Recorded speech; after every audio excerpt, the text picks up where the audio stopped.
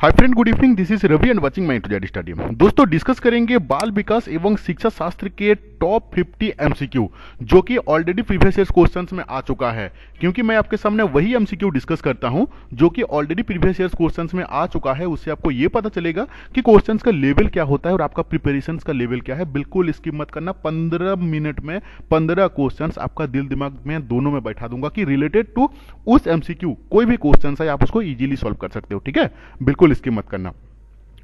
देखो, पहला क्वेश्चन क्या है। विभिन्न मानव समूहों के बीच देखे जाने वाले अंतर सामान्यतः डैश होता है। दोस्तों, यहाँ पे मानव समूहों की बात किया गया है, एक मानव का बात नहीं किया गया है। क्वेश्चंस को पहले पढ़ के समझो। अगर आप क्वेश्चंस को पढ़ के समझ जाओगे ना तो आप आंसर की तरफ 80% आगे बढ़ गए। अगर आप क्वेश्चंस को नहीं समझोगे और तुरंत आंसर की तरफ आगे बढ़ोगे तो फिर आप ही प्रॉब्लम में फंसोगे। ठीक है ना। तो यहाँ पे मानव समूहों का बात किया गया है। अगर यहाँ पे सिर्फ एक इंडिविजुअल इंसान का बात किया जाता है, एक इंडिविजुअल मानव का बात किया जाता, जो कि उसमें अंतर सामान्यतः कहाँ पे होता है, वो अनुवंशिक यानी कि हेरिडिटी का बात कर रहा था। ठीक है ना, जेनेटिक का बात कर रहा था। लेकिन जहां पे मानव समूहों का बात किया जा रहा है, ये ग्रुप ऑफ ह्यूमन बींग, जहां पे बहुत सारा इंसान का है, वहां पे सामान्यतः अंतर, वहां पे जो डिफरेंसेस देखा जाता है वो कल्चर में देखा जाता है। ठीक है ना, एक पीपुल ऑफ ग्रुप में अगर हम लोग वहां पे डिफरेंस देखेंगे तो वो कल्चर में आ जाता है। ठीक है, तो इसका सही आंसर होगा पॉइंट नंबर बी। दोस्तों, 15 क्वेश्चन में आप ऑलरेडी कितना जानते हो कमेंट करके जरूर बताओ कि आप 15 में आप कितना जानते हो। ठीक है ना, उससे आपको पता चलेगा कि हाँ, आपका पढ़ाई चल रहा है। ठीक है ना। देखो, नेक्स्ट क्वेश्चन क्या है। बाल विकास का अर्थ क्या है। सारे क्वेश्चन मोस्ट इंपॉर्टेंट है और बड़ी अच्छी तरीके से आपको समझा दूंगा। देखो, बाल विकास का अर्थ क्या है। यहाँ पे सिर्फ विकास का बात नहीं बोला जा रहा है, बाल विकास। ठीक है ना, बालक का विकास का बात कहा जा रहा है।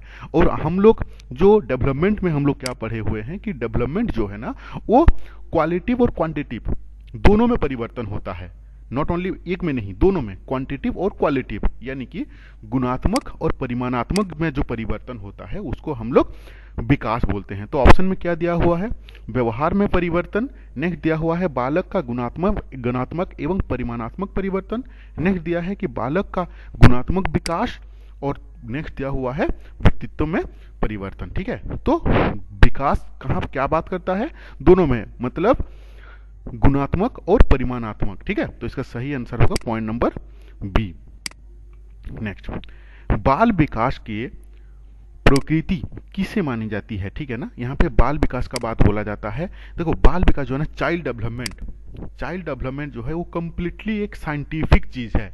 क्योंकि इसका हर एक सिद्धांत जो है वो साइंटिफिक प्रूफ है, हर एक का पीछे कॉज है। तो ऑप्शन क्या क्या दिया हुआ है, विज्ञानमय दिया हुआ है, अप्राकृतिक दिया हुआ है, अनिश्चित दिया हुआ है और वैज्ञानिक दिया हुआ है। तो बाल विकास का जो नेचर है ना, प्रकृति है ना, वो क्या है, वैज्ञानिक है। इसका हर एक चीज का पीछे कॉज है, हर एक चीज जो है ना वो प्रूव किया हुआ है। तो इसका सही आंसर होगा पॉइंट नंबर 1। नेक्स्ट, बाल विकास कब संपन्न होता है। देखो, क्वेश्चंस अच्छे से पढ़ो पहले। यहाँ पे किसका विकास का बात बोला जा रहा है कि बाल विकास, यानी कि बालक का विकास के बारे में। सिर्फ ओनली विकास जो है ना, ये जीवन से मतलब मातृगर्भ से लेके, बच्चा अपना माँ का पेट से लेके उसका एंड ऑफ द डे मतलब मृत्यु पर्यंत विकास चलते रहता है। लेकिन जहां पे हम लोग बाल विकास का बात करते हैं ना, तो बाल वाला जो वर्ड है ना, एक किशोर अवस्था के बाद आके खत्म हो जाता है। इसीलिए बहुत सारे स्टूडेंट यहाँ पे ये सोचेंगे कि हाँ, जीवन विकास जो है वो आपका जीवन पर्यंत चलने वाला है। नहीं, यहाँ पे बाल विकास का बात बोला जा रहा है। इसीलिए सही आंसर होगा इसका, किशोर अवस्था में बाल विकास जो है वो बंद हो जाता है। इसका सही आंसर होगा point number 3, sorry point number 4, किशोर अवस्था में ये खत्म हो जाता है। लेकिन क्वेश्चन अगर आता है कि विकास कब संपन्न होता है, तो विकास जो है जीवन पर्यंत चलने वाली एक प्रक्रिया है। ठीक है, निरंतर प्रक्रिया है।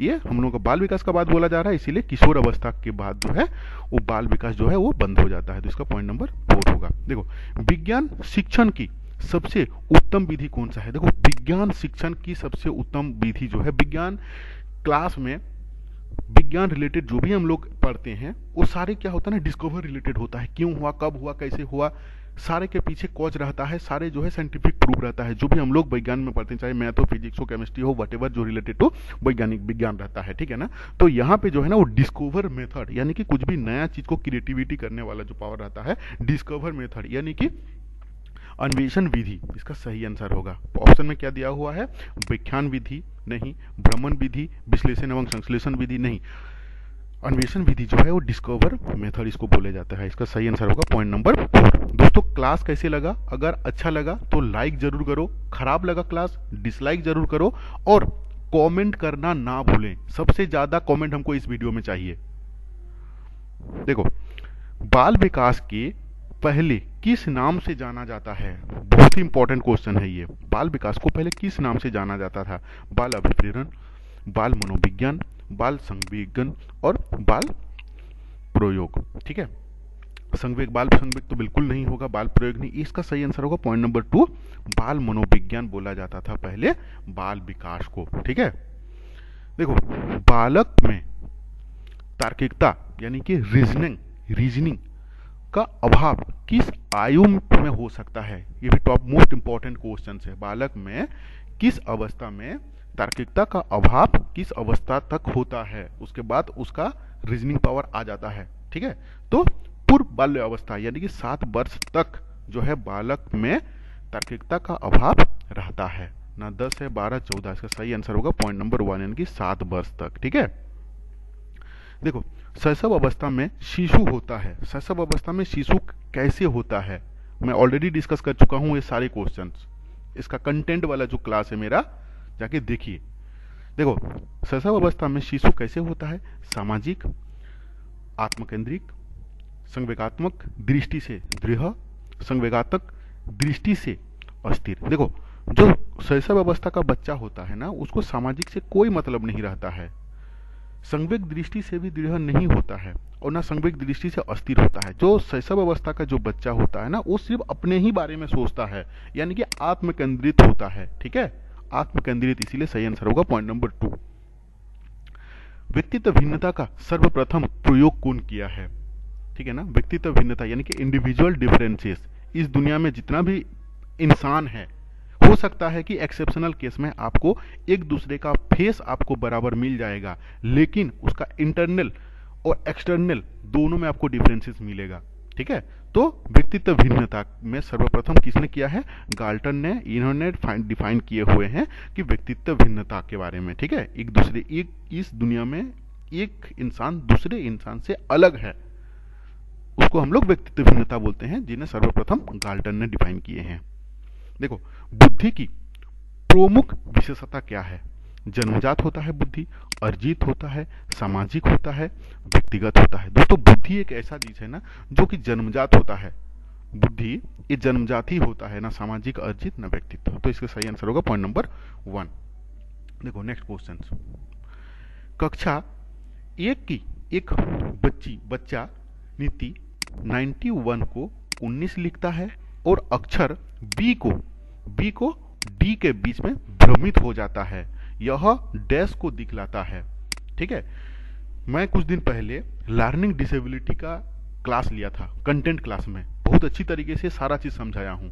एक बच्चा अगर सही से नहीं पढ़ रहा है तो उसका रीजन क्या रहता है, सारी चीज मैं ऑलरेडी डिस्कस कर चुका हूं। ठीक है, ऑप्शन क्या दिया हुआ है? मानसिक हानि, सीखने की विकलांगता, दृष्टि विकार और मानसिक मंदता। दोस्तों, ये जो है ना, ये लर्निंग डिसेबिलिटी के अंदर में आता है। अगर एक स्टूडेंट सही तरीके से 91 को 19 लिख रहा है, बी को डी पढ़ रहा है, ये सारी चीज जो है ना, ये लर्निंग डिसेबिलिटी में आता है। तो सीखने की विकलांगता को हम लोग बोलते हैं। इसका सही आंसर होगा पॉइंट नंबर 2। ठीक है, देखो, छात्रों का स्कूल छोड़ने का कारण क्या होता है? एक स्टूडेंट स्कूल कब छोड़ देता है, क्या रीजन हो सकता है? कक्षा में सीखने की रुचि की कमी, नेक्स्ट है छात्रों की ओर से अध्ययन में रुचि की कमी, छात्रों को दंड नहीं देना, समस्या के प्रति शिक्षकों को कठोर रवैया। मतलब अगर एक स्टूडेंट अपना प्रॉब्लम लेके आता है, हो सकता है कि वो मेंटल प्रॉब्लम से कुछ इशू हो, उसका फिजिकल, मेंटल, संवेगात्मक कुछ भी रिलेटेड इशू, अगर टीचर उसको कठोर रवैया से बात करेगा, ठीक है ना, तो बच्चा क्या होता है? भाग जाता है, स्कूल से छोड़ देता है, पढ़ाई से कोई मतलब नहीं रखता है। ठीक है, तो इसका सही आंसर होगा पॉइंट नंबर 4। देखो, एक बच्चा कैसे अपनी जरूरतों को प्रस्तुत कर सकता है और एक ही समय में व्यक्तिगत रूप से सीख सकता है? दोस्तों, लर्निंग जो है ना, वो ग्रुप में भी होता है और इंडिविजुअल भी लर्निंग होता है। तो यहाँ पे व्यक्तिगत रूप से सीखने का बात बोला जा रहा है, यानी कि इंडिविजुअल। ठीक है, तो क्या है इसका ऑप्शन देख लेते हैं। सहयोगी योजना, व्यक्तिगत कार्य, स्वयं अध्ययन, स्व अध्ययन और उपरोक्त में से कोई नहीं। दोस्तों एक लड़का जब स्वयं मतलब खुद से सीखता है इंडिविजुअल लेवल पे, देखो क्लासरूम में दो टाइप का लर्निंग होता है, एक होता है आपका ग्रुप में लर्निंग होता है और एक होता है इंडिविजुअल लर्निंग होता है, ठीक है। तो जो स्व अध्ययन है मतलब खुद से सीखना, वो हो गया आपका व्यक्तिगत रूप से सीखना, ठीक है। ब्लैकबोर्ड पर लिखते समय सबसे महत्वपूर्ण क्या है? जब ब्लैकबोर्ड में लिखते हैं हम लोग, उसमें सबसे इंपॉर्टेंट चीज क्या है? अच्छा लिखना, स्पष्ट लिखना, बड़े अक्षरों में लिखना, छोटे अक्षरों में लिखना। छोटे अक्षर बड़े अक्षर अच्छा से कोई मतलब नहीं, स्पष्ट आप जो चीज लिख रहे हो वो बच्चा उसको अच्छी तरीके से उसको देख के समझ सकता है, ये इंपॉर्टेंट है। तो पॉइंट नंबर 2 होगा इसका सही आंसर, ठीक है। देखो नेक्स्ट क्वेश्चन, एक कक्षा में एक शिक्षक पढ़ाने के लिए बाल केंद्रित उपगम का प्रयोग कर रहा है। देखो बाल केंद्रित चाइल्ड सेंट्रिड एजुकेशन का बात आ गया, ठीक है। यह तरीका उपयुक्त नहीं है। चाइल्ड सेंट्रिड एजुकेशन पे कौन सा चीज जो है वो फिट नहीं होता है। चाइल्ड सेंट्रिड एजुकेशन में हम लोग क्या पढ़े हुए हैं? चाइल्ड सेंट्रिड एजुकेशन क्या होता है? जो स्टूडेंट के लिए करके सीखना, बच्चे कैसे सीखेगा उसी के हिसाब से क्लास होना, बच्चे अपना तरीके से सीखेगा। जहां जिस क्लास में जिस एक्टिविटी में स्टूडेंट का पार्टिसिपेशन ज़्यादा रहता है, स्टूडेंट्स का पार्टिसिपेशन रहता है, उसमें हम लोग उसको चाइल्ड सेंट्रिड एजुकेशन बोलते हैं। जैसे अगर लेक्चर मेथड का हम बात करेंगे तो ये टीचर सेंट्रिड एजुकेशन में आ गया, क्योंकि वहां पे टीचर आएगा और अपना लेक्चर देके निकल जाएंगे। लेकिन कुछ भी एक्टिविटी जैसे छोटा छोटा प्रोजेक्ट दे देना, ग्रुप में डिवाइड करके कुछ एक्टिविटी करवा देना, ये सारे जो है ना वो आपका चाइल्ड सेंट्रिड एजुकेशन पे आता है। तो समूह वार्तालाप के लिए यहाँ पे चाइल्ड सेंट्रिड दिख रहा है। प्रश्न उत्तर के लिए देखो प्रश्न उत्तर विधि जो है ना, बहुत सारा आदमी सोच सकता है कि नहीं टीचर पूछेगा क्वेश्चंस और स्टूडेंट आंसर देगा, नहीं, उसको हम लोग प्रश्नोत्तर विधि नहीं बोलते हैं। प्रश्नोत्तर विधि किसे बोलते हैं? कि बच्चा अपना ग्रुप में एक दूसरे से क्वेश्चंस करेगा, जो उसको आंसर नहीं दे पाएगा वो आके टीचर को पूछेगा, जिसको हम लोग प्रश्नोत्तर विधि बोलते हैं, ठीक है ना। अगर कॉन्सेप्ट क्लियर नहीं है तो समझ लो। तो इसमें सही कौन है?